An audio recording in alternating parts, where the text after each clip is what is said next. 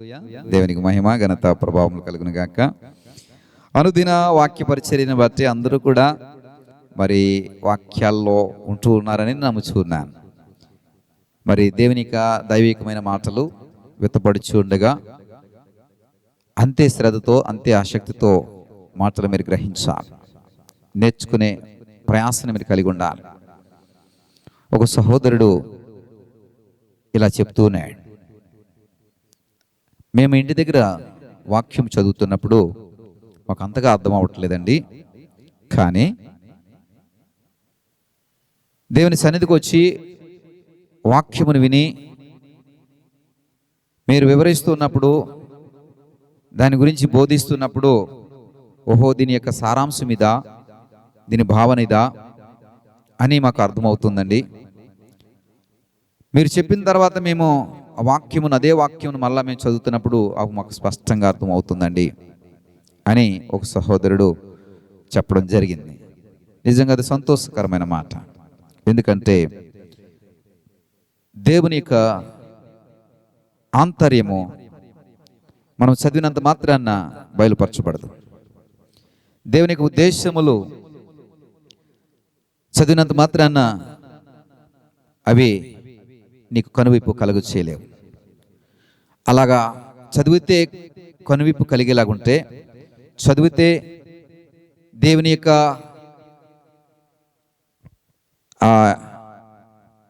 విశదీకరణ మనలో జరిగితే, ప్రియ సహోదరుడా సహోదరి, నీకంటే కూడా మనకంటే కూడా అన్య మతస్థులు ఎక్కువగా బైబిల్ చదువుతున్నారు. ఎందుకో తెలుసా? ఆ బైబిల్లో ఏమి తప్పులు ఉన్నాయి, ఈ బైబిల్లో ఏది అసత్యంగా రాయబడింది అని వెతకడం కోసం. అంటే వారు ఇంకా ఎక్కువగా క్షుణ్ణంగా చదువుతున్నారు, పరిశీలనగా చదువుతున్నారు, ధ్యానంతో చదువుతున్నారు. వారు ఇంకా ఎక్కువ శ్రద్ధ పెట్టి చదువుతున్నారు. మరి పదము టు పదము అంటే ప్రతి పదాన్ని కూడా దృష్టి పెట్టి ధ్యానిస్తూ చదువుతున్నారు. ఎందుకంటే ఎక్కడ లోపం దొరుకుతుంది, ఎక్కడ తప్పు దొరుకుతుంది అని. మరి దేవుని యొక్క వాక్యం చదివితే చాలు దేవుని కార్యాలు జరుగుతాయి అనుకుంటే, వారి జీవితాల్లో ఇంకా ఎక్కువ అద్భుతమైన కార్యాలు జరగాలి. వారు దేవుడిని విమర్శించడం మానేసి దేవుళ్ళకి ఎప్పుడో వచ్చేయాలి కదా అంటారా? అయితే విమర్శించాలనేటువంటి మనసుతో వారు చదువుతున్నారు కాబట్టి దేవుని యొక్క కార్యాలు వారిలో జరగట్లేదు. నీవు అనుకూలమైన మనసుతో చదివితే దేవుడి యొక్క కార్యాలు జరగడానికి అవకాశం ఉంది. అంతకుమించి అర్థము చేసుకుని దాని భావంను గ్రహించి దాని ఆంతర్యంను గ్రహించి చదివితే ఇంకా గొప్పగా దేవుని వాక్యం నీలో పనిచేస్తుంది. అయితే దాన్ని అర్థం చేసుకుని ఆంతర్యమును విశదపరిచేటటువంటి వాక్యపు నడిపింపు మరి బహుశా అందరికీ దేవుడు ఇవ్వడు. అందుకనే అందరికీ అందించడం కోసమే దేవుడు తన దాసులను ఏర్పరచుకున్నాడు. వారు జ్ఞానముతోనూ వివేకముతోనూ దేవుని యొక్క అంతరంగమును బయలుపరుస్తూ ఉంటారు. అందుకోసమే సేవకులను దేవుడు ఏర్పరచుకున్నాడు. కాబట్టి నీకు వాక్యం ఎలాగ అర్థమవుతూ ఉంటుందంటే, బయట స్థితి కనబడుతూ ఉంటుంది, ఓహో అనుకున్నట్టే ఉంటుంది. కానీ లోపల స్థితి చూస్తే అది నీకు కనబడదు. ఎందుకంటే నీకు వాక్యపు ఆంతర్యము తెలియడము కుదరదు. ఎగ్జాక్ట్గా చెప్పాలంటే యోహాను సువార్త 7:24 చెప్పిన మాట, వెలుచూపును బట్టి తీర్పు తీర్చక న్యాయమైన తీర్పు తీర్చుడనెను. అంటే బయటికి కనబడేది నీ మనసును ప్రేరేపించి ఇలా తీర్చు, ఇలా తీర్పు తీర్చు అని చెప్తే అది కరెక్ట్ తీర్పు కాదు. అంతరంగమును ఆంతర్యమును గ్రహించి తీర్పు తీరిస్తే అది సరైనటువంటి తీర్పు.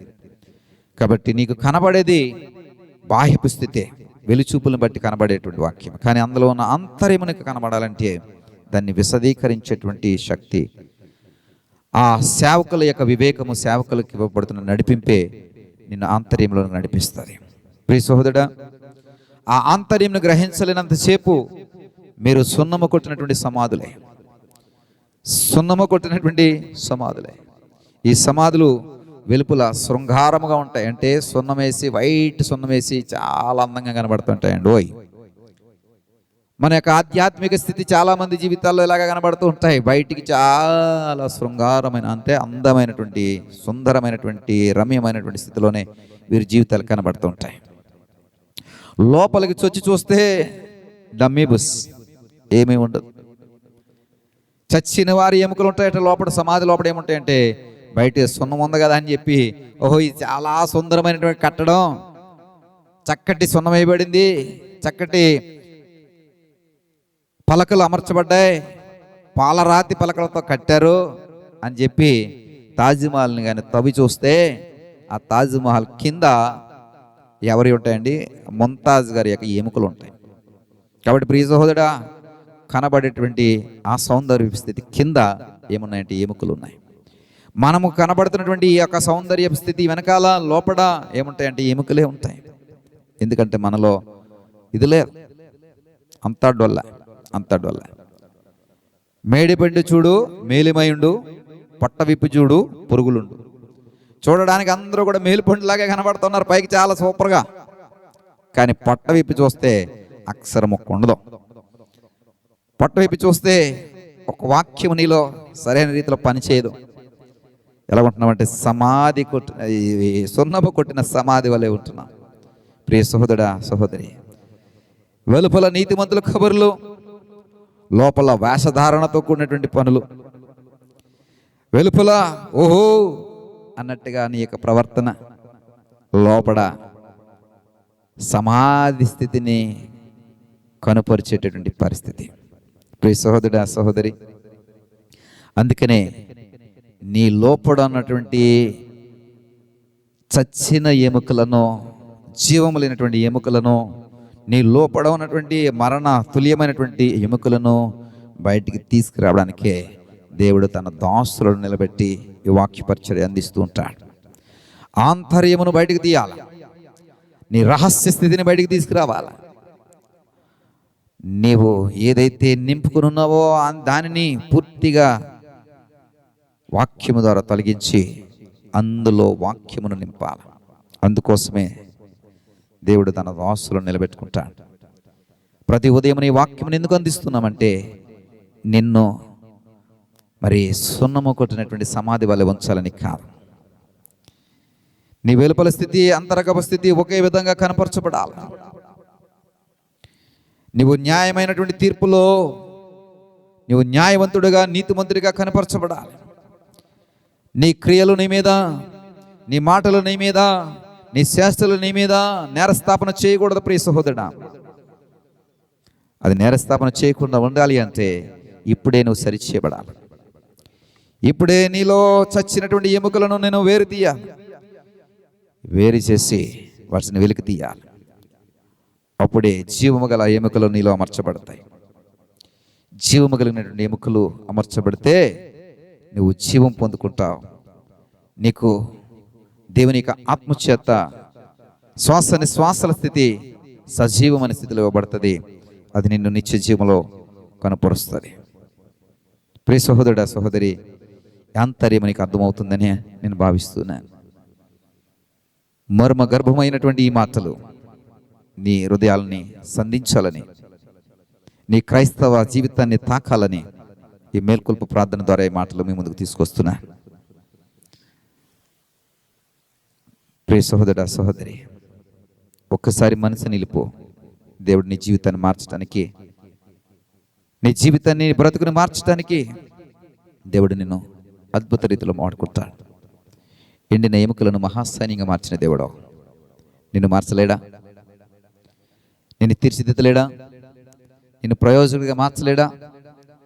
అనేక మందికి సాక్ష్యంగా నిలబెట్టుకోలేడా? ఎస్, ఆయనకి సమస్తము సాధ్యమే. ఆయనకి సమస్తము సాధ్యమే. నేను అలా చూడాలనే కదా ఆయనలో నేను ఏర్పరచుకున్నాడు. అలా చూడాలనే కదా. ఇంకా ఎన్నాళ్ళు ఈ సున్నము కొట్టినటువంటి సమాధి బ్రతుకులు, ఇంకా ఎన్నాళ్ళు వెలుపల శృంగారము, లోపల చచ్చిన వారి ఎముకలను దాచుకుని బ్రతుకుతావు. మేల్కో, ఈ మేల్కొలుపులోనికి రా. ఈ చచ్చిన ఎముకలను వేరు తీసేయి, వెలికి తీసేయి. దేవుడు జీవము కలిగిన ఎముకలను నీలో ఉంచుతాడు. సమాధి అనే పేరు ఇక ఎంత మాత్రం నీకు ఉండకూడదు. ప్రియ సహోదరుడా, నీకు ఉండవలసిన పేరు జీవము కలిగిన పేరు నీకు ఉండాలి. ప్రియ సహోదరుడా, సహోదరి, అలాంటి వేషధారణ కలిగిన వారిని అంటున్నాడు ఏమిటంటే 1 సమూయేలు 16:7 నేను అతనిని త్రోసివేసి ఉన్నాను అంటున్నాడు. నువ్వు త్రోసివేయబడక ముందే, నీకు సమయం ఇవ్వబడుతూ ఉండగా, నిన్ను హెచ్చరిస్తూ ఉండగా, నీకు హితబోధ చేస్తూ ఉండగా, నీ అంతర్యమ గురించి నీకు గుచ్చి నొక్కి చెప్తూ ఉండగా, ఇప్పుడే వేషధారణ తీసివేయి. త్రోసివేయబడడానికి ముందు నీకు ఇవ్వబడుతున్నటువంటి ఈ మాటలన్నీ కూడా గ్రహిస్తే నీవు త్రోసివేయబడడానికి బదులు అంగీకరించబడతావు, స్వీకరించబడతావు, చేర్చుకోబడతావు. దేవుడు నిలబెట్టుకుంటాడో, దేవుడు నేను వాడుకుంటాడో, అనేక జనాంగమునకు సాక్షిగా నిలబెట్టుకుంటాడు. ఈ మాటలు నీకు అంగీకారం అయితే, ఇదిగో ప్రభా, నాలో ఉన్న వేషధారణ తీసివేసే, నా వెలుపల శృంగారమును కాదు నాయనా, సమాధి స్థితి కాదయ్యా, సున్నము కొట్టినటువంటి స్థితి కాదయ్యా. ఇదిగో ప్రభా, నీకు అంగీకారమైన బ్రతుకు నాకు ఇవ్వు. తిరస్కరింపబడడానికి కాదు, త్రోసివేయబడడానికి కాదు, నీ చేత అంగీకరించబడడానికి నా బ్రతుకును మార్చేయని ప్రార్థనలో ఎక్కిపోయించు. దేవుడు ఈరోజు నిన్ను అద్భుతంగా, మహాద్భుతంగా మార్చిపోతున్నాడు. అవును ప్రభా, ఒక తీర్మానంలోనికి నేను వస్తున్నా, కృప చూపించు. బాహ్య శృంగారం బట్టి కాదు కానీ, ఇదిగో ప్రభా, మేము లోపల చచ్చిన ఎండిన ఎముకలను దాచుకుని ఉంటున్నామయ్యా, సమాధి మాదిరి. ఇదిగో నేను ఈ రోజున నీ వాక్యము ద్వారా, నీ సేవకుడి ద్వారా మా స్థితిని తేటతెల్లం చేశారయ్యా, బయలుపరిచారయ్యా. అయ్యా, ఈ సత్యమైన మాట, సత్యమైన వాక్యము గ్రహించటానికి నాకు గ్రహింపునివ్వు, వినడానికి వినగలిగే చెవులనివ్వు అయ్యా, స్వీకరించటానికి మాంసపు హృదయాన్ని ఇవ్వు. సహాయం చేయి. మహిమ ఘనత ప్రభావాలు మీరే పొందుకునమని యేసు వారి నామమును బట్టి అడిగి వేడుకుంటున్నాం పరమ తండ్రి. ఆమేన్.